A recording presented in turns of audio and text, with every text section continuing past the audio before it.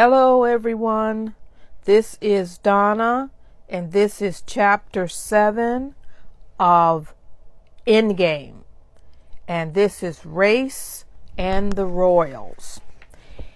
And I want to first say congratulations to Prince Harry, who won the Aviation Legend Award last night.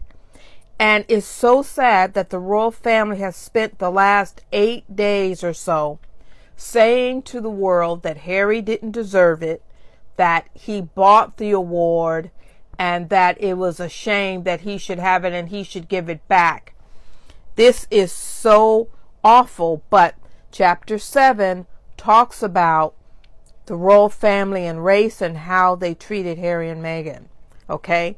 Now, on page 169 to 170, Omid says, the firm's incapacity, to change at times, right, demonstrated an unwillingness to truly accept, embrace, and protect what the Duchess of Sussex inclusion stood for behind palace walls. They missed how important it was for the millions of black, brown, and non-white people throughout Britain and the predominantly non-white Commonwealth to finally see a little of themselves represented in the monarchy because of Meghan's presence, her background, and her union with Harry. Now, he talks about how, for instance, the first thing he starts with is Princess Michael of Kent and the Blackamoor brooch. And we remember these things.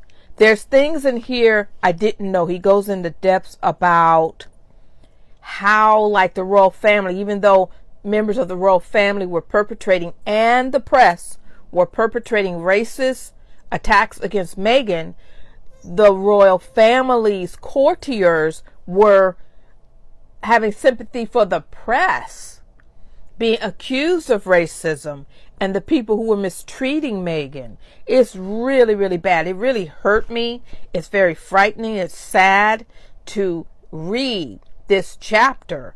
We know what we've seen for ourselves. He talks about how the royal family would not give him any comment about the Black Lives Matters issue. Okay? He talks about how they told him that he called the royal family white supremacists, so that's why they basically sort of kept him out.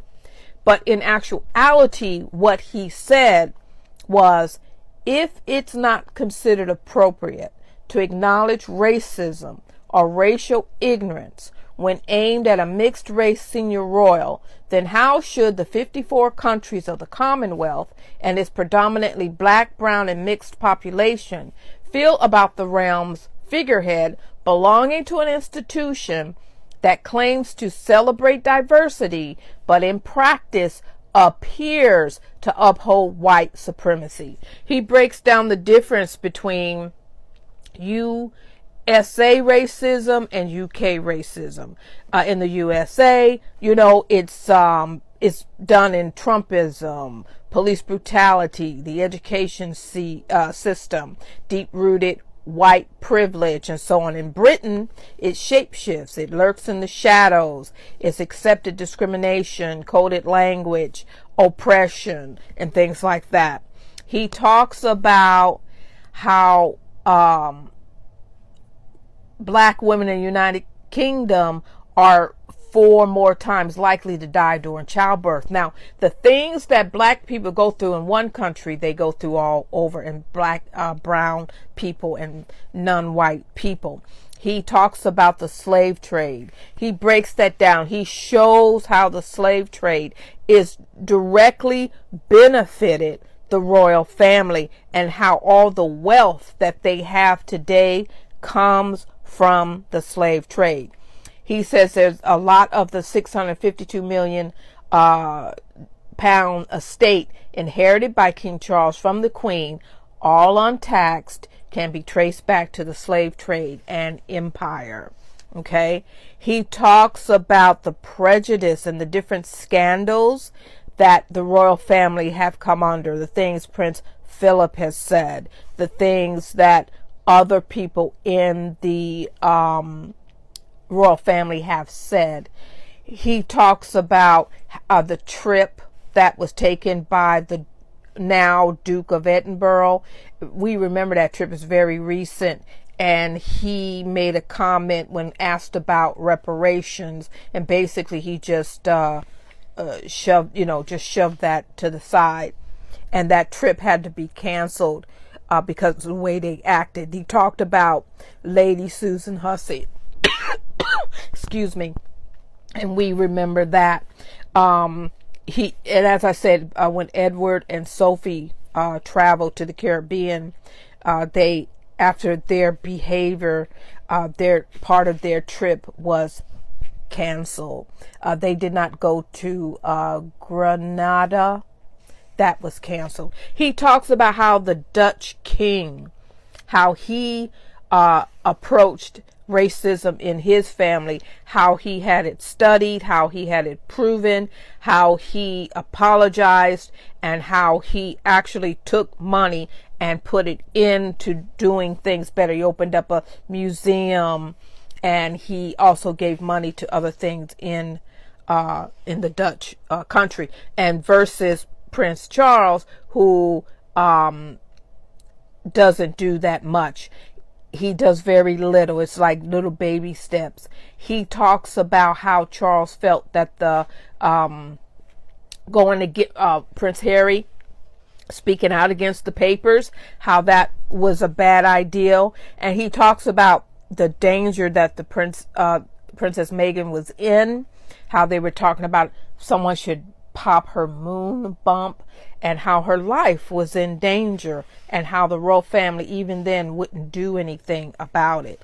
This chapter 7 is very, very good.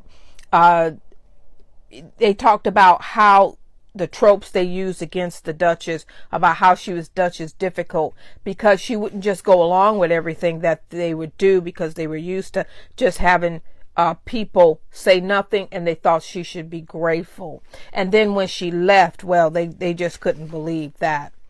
This chapter is very good. He talked about how he was being bullied.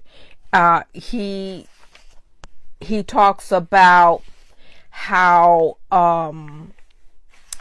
it's just so much in here. He talks about how Prince Charles does have a history of supporting minority groups. He launched the Prince's Trust and the people that it helped. But Omid always does that. This book is very even, and it's very truthful. He talks about the good and the things they tried to do. He talked about, and this is the chapter when he says that Princess Kate had something to do about recollections may vary. And he talks about how they waited to see how people reacted. And basically it's a he said, she said point. So this is a good chapter.